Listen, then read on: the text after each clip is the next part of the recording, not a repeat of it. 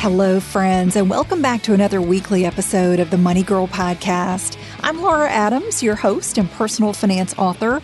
My newest title, which was an Amazon #1 new release, is Debt-Free Blueprint, How to Get Out of Debt and Build a Financial Life You Love. It's available as a paperback, ebook, and an audiobook wherever fine books are sold, including, of course, Amazon. I hope that you will grab a copy if you haven't already, and especially if you're interested in getting out of debt. It's a very easy to follow guide that will help you eliminate all kinds of debt really, really fast, probably faster than you ever thought possible, and create a financial future that you deserve. I've been producing this show since 2008, and my mission is to give you the knowledge, the resources, the motivation to manage your money the best way possible and create a richer life. I am really grateful that you've downloaded the show. It's going to be jam-packed with some great information, especially if you want to stay safe in the digital world. And who doesn't want and need that? We're going to talk about how criminals, both offline and online criminals, get your personal data in the first place, what they can do with that information, and some great tips and tricks to protect your identity and your finances. You know, fortunately, I've never been the victim of identity theft, but it is something that can be devastating. And you probably know that it occurs when a criminal takes your personal information. It could be your name, social security number, birth date, or even your mother's maiden name, and uses that information to commit fraud. And according to a recent report from Javelin, 14.4 million consumers were identity theft victims last year. Fortunately, the number of identity theft cases is actually trending down right now due to technology, such as those embedded chips that we now have in credit cards. However, the problem is that the out-of-pocket costs involved of being a fraud victim have more than doubled. From 2016 to 2018, they have doubled and are at $1.6 billion per year. So that's the number that fraud victims are actually having to pay out of their own pockets in aggregate to deal with the problem. So that's becoming more of a problem. So in other words, we're having fewer cases of theft, but each case is getting more expensive to deal with. And once a thief has your confidential information, they can use it in some pretty surprising ways. They can file false tax returns in your name, and the goal there is to try to get your tax refund if you've got any money due. They can submit bogus health insurance claims if they get your medical insurance information. They can even get fake driver's licenses in your name. I mean, it's crazy. But it's more common for a thief to use your information to do something like emptying your bank accounts, making charges on your credit cards, or even opening new credit accounts in your name. And of course, they never pay those accounts. So what ends up happening is that you end up with a massive debt in your name, and that could leave you with a huge financial loss and, of course, a severely botched credit report. So we're going to talk about all of these things in this show and what you can do to really keep yourself safe. You'll find the notes for this and every show with links to any resources that I mention, plus the full archive of podcasts. They're over in the Money Girl section at quickanddirtytips.com. This is episode number 613 called 10 Best Identity Theft Protection Tips. All right, let's get into the tips that will help you make sure that you never become an identity theft victim.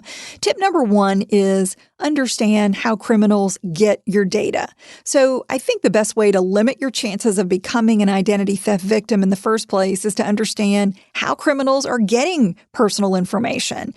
So let's go through a few of them. Stealing. So a thief can literally take your wallet, your purse, your credit card, something physical or any personal documents the old-fashioned way by snatching them when you're not looking, or maybe you lose your purse or leave, let's say your computer, and that is actually stolen, and then the sensitive information gets taken out of that purse or off of that laptop. Another way they're getting it is called dumpster diving. This is kind of gross, but this is a very dirty pastime where thieves actually rummage through trash bins and they're looking for bills, statements, any type of document that's got confidential information that they can use to their advantage. Another way is called skimming. A skimmer is an electronic storage device that can be used or even installed on top of a card payment slot to steal your debit or your credit card number. So this is something that could happen, let's say, at gas stations or even at ATM machines that you need to watch out for. Database access is another way they're getting information, and this is sometimes used by corrupt employees who might steal personal information from their company database and then sell it to other thieves. Phishing, phishing. This is an email scam where a crook pretends to be a financial institution, a government agency, or maybe just a well-known company to try to get you to give up your personal information. And lastly, a thief could literally change your mailing address. So a thief could do that in order to divert your snail mail so that it goes to another location where then they have access to your confidential information. So understanding all of these access points will help you stay safe. These are certainly not the only ways that thieves can get your information, but they are the most common when it comes to identity theft. All right, our second tip is really, really important. This one is carry less personal information. If you don't carry personal data in your wallet or your purse, it's a whole lot less likely to be lost or stolen from you. So reduce what you carry down to the bare essentials. For instance, you should never carry your Social Security card or even a copy of it because that number is the gateway to your identity. Besides, you only need the card in very limited situations, such as if you're completing paperwork for a new job. Instead, you just need to memorize your Social Security number and then keep the original card in a locked, fireproof filing cabinet or even a bank safe deposit box so it can never fall into the wrong hands. Another item to make sure that you purge from your wallet is paper checks. These are so bad because they reveal your bank account number, and they're really easy to counterfeit. Even just one stolen check could be copied many times and used to deplete your account pretty quickly. So consider using a debit card or a credit card instead. And if you do carry a debit card, make sure never to write your PIN on the card. I know a lot of people that put a magic marker PIN number on the back of their debit card because they can't remember it. Well, if it's there for you, it's also there for anybody who might steal that card. So just don't carry your PIN number with you or with the card.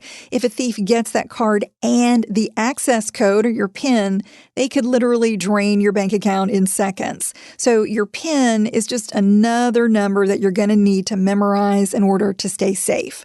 Being smart about what's in your wallet will definitely go a long way toward making you less likely to become a victim of identity theft. The bottom line here is that you should only carry what you absolutely need to carry and leave everything else in a very safe place. All right, the third tip is limit your debit card use. So as I mentioned, using a debit card is safer than paper checks when it comes to protecting yourself from identity theft. However, debit cards are not as secure as credit cards. So let me explain what I mean. With a debit card, your liability, if it is stolen, depends on when you report that card being lost or stolen. If you notify your bank before any fraud occurs, you're in the clear. You won't have any financial responsibility. However, let's say that your card is stolen, but you don't catch it. You don't even realize it for some time. In that case, you could be on the hook for some stolen money. So here's what happens. If you notify your bank within 2 business days that your debit card is lost or stolen, that gives you a pretty good amount of protection. You only will have a $50 maximum liability. So again, if you notify the bank within 2 days, you can only be liable for $50. Now, if you wait and you don't see it within 60 days after receiving an account statement, that gives you a $500 maximum liability. And if you go beyond 60 days, so if you just, you don't catch it, you don't even know that your card has been stolen after 60 days, you have unlimited liability. So in other words, if it takes you more than 2 months to notice any unauthorized debit card charges, you could lose every penny in your bank account that's linked to that card. Plus, you might have overdraft fees. Now, let me talk about a credit card. This is really different. With a credit card, if you report it lost or stolen before any fraud occurs, your liability is zero, just like with a debit card. But the big difference is that if you report a credit card loss or theft after a thief makes charges, your maximum liability is just $50 whenever you report it. So I want you to remember that using a debit card is riskier than a credit card when it comes to your financial responsibility for fraud. All right, tip number 4, destroy documents with any personal information. So you've probably heard that you should shred every piece of paper that contains personal information before throwing it away, especially pre-approved credit card offers. They kind of have everything sort of filled in and ready to go. If a thief gets their hands on that, they would, pretty much have everything they need to just open a credit card in your name. So documents with your name, your address, social security number, or any financial account information, those give criminals little bits of information that they can kind of put together as pieces of the puzzle to be used against you. The solution is to use a cross-cut shredder that makes confetti out of your documents. That will make sure that a dumpster diver could never figure out your confidential information. All right, tip number 5, make your finances paperless. So, after speaking about paper, it really is much safer to go paperless and keep as much of your mail and your financial activity online instead of via paper. Now, while that may seem counterintuitive when it comes to preventing identity theft, snail mail is a common way that thieves can get your sensitive information. Even if you have a mailbox that locks, an identity thief can forward your mail to their address without you knowing it. So this is, this forwarding can happen and you don't even realize that your mail has been hijacked. So receiving financial documents and paying your bills online is a lot safer because it's much harder to hijack that information. As long as you're logging into your financial accounts from a secure internet connection, you're going to be in good shape. You never want to pull up anything personal when you're on a public computer or a public internet connection. And financial documents that you receive in a digital format, they're always in your control. You can save them to your computer, to an external hard drive, a remote storage service, or print them out if, it's absolutely necessary. I prefer you to get in the habit of not printing them out and not having as much paper because, as I mentioned, it can be stolen. It can fall into the wrong hands. Online banking also allows you to see your transactions as often as you like and also to set up account alerts so that way if someone tries to steal from you. All right, we're on tip number 6, which is protect your devices. Just like with your physical wallet, eliminate as much private data from your computer and your mobile devices that, you don't truly need. And be sure to password protect your devices so a thief could not get in them to get your information. Always use strong passwords that have more than 8 characters and use a combination of numbers, letters, and symbols. Most websites are kind of requiring that complexity in passwords these days, and that's for your safety. Download security software for your computer and set it to automatically update. And also update your operating system and your apps whenever those updates are available because they may include security improvements that are actually keeping you safer. Tip number 7, notice the warning signs of identity theft. I want to tell you that it's actually impossible to completely prevent identity theft. However, If you catch warning signs early enough, you can minimize the damage. So watch out for the following red flags that someone is fraudulently using your personal information. Look for credit card charges that you didn't make. That one's pretty obvious. Charges or withdrawals from a financial account that you didn't make.